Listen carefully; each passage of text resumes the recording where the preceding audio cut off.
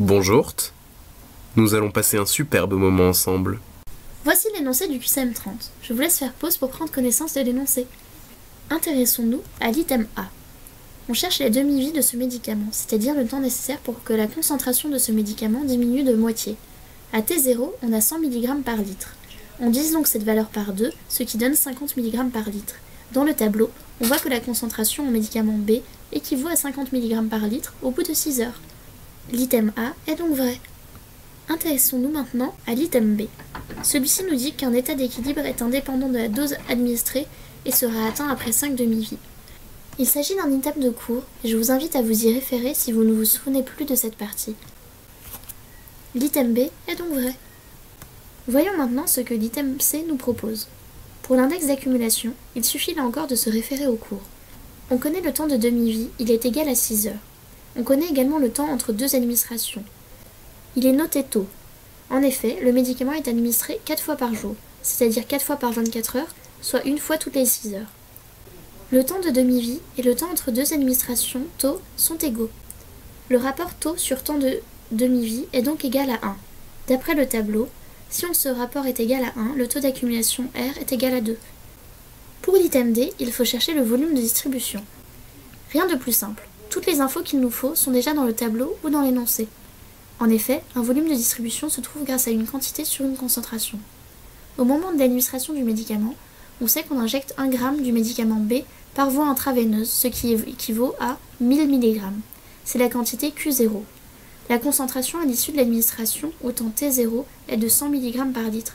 C'est la concentration C0. Le volume de distribution est donc égal à 1000 mg divisé par 100 mg par litre. On obtient un volume de distribution égal à 10 litres. L'item D est donc vrai. Abordons maintenant l'item E, qui affirme que si on administrait le médicament une fois par jour, il y aurait moins de 10% d'accumulation. On sait que le temps de demi-vie est de 6 heures. Si on administrait le médicament une seule fois par jour, c'est-à-dire une fois toutes les 24 heures, on administrerait donc le médicament au bout de 4 demi-vies. C'est plus simple si on prend un exemple concret pour voir le pourcentage d'accumulation.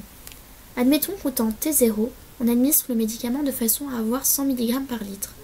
Au bout de 4 demi-vies, on aura divisé la concentration initiale 4 fois par 2.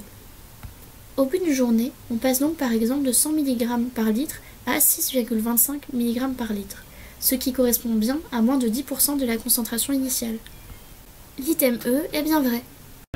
Le matin, ne rime plus avec chagrin. À midi, je n'aurai pas plus de soucis. À 4 heures, ça rime avec tartine au beurre. Et le soir, ça rime toujours avec espoir. Passons au QCM 40. Je vous laisse faire pause si vous voulez lire l'énoncé. Item A. La dose efficace 50, ou concentration efficace 50, correspond à la dose ou à la concentration nécessaire pour obtenir 50% de l'effet maximal. Cette définition est exacte, c'est celle qui est donnée dans votre cours. À noter la petite différence entre dose et concentration. On parle de dose dans des études in vivo, sur un être vivant entier, et de concentration in vitro, quand on injecte le médicament dans un organe isolé par exemple. L'item A est vrai. Item B. Sur le schéma ci-dessus, A est un agoniste entier, alpha égale 1, B est un agoniste entier, alpha égale 1, et C est un agoniste partiel, alpha égale 0,5. Reprenons le schéma. On voit que A et B arrivent à un effet de 100%, alors que la courbe de C n'atteint que 50% d'effet. Ces trois substances ont un effet pharmacologique, ce sont donc bien des agonistes, puisque les antagonistes ne font que bloquer les récepteurs et ne possèdent aucun effet propre. A et B sont bien des agonistes entiers, puisqu'ils ont un effet équivalent à 100%, et C est un agoniste partiel avec alpha égale 0,5, puisqu'il atteint la moitié de l'effet maximal. L'item B est vrai. Item C. Sur le schéma ci-dessus, A est un agoniste entier, B est un agoniste partiel et C est un agoniste partiel. On vient de voir que B est un agoniste entier. Donc, l'item C est faux. Passons maintenant aux items D et E, qui traitent de l'affinité de nos agonistes.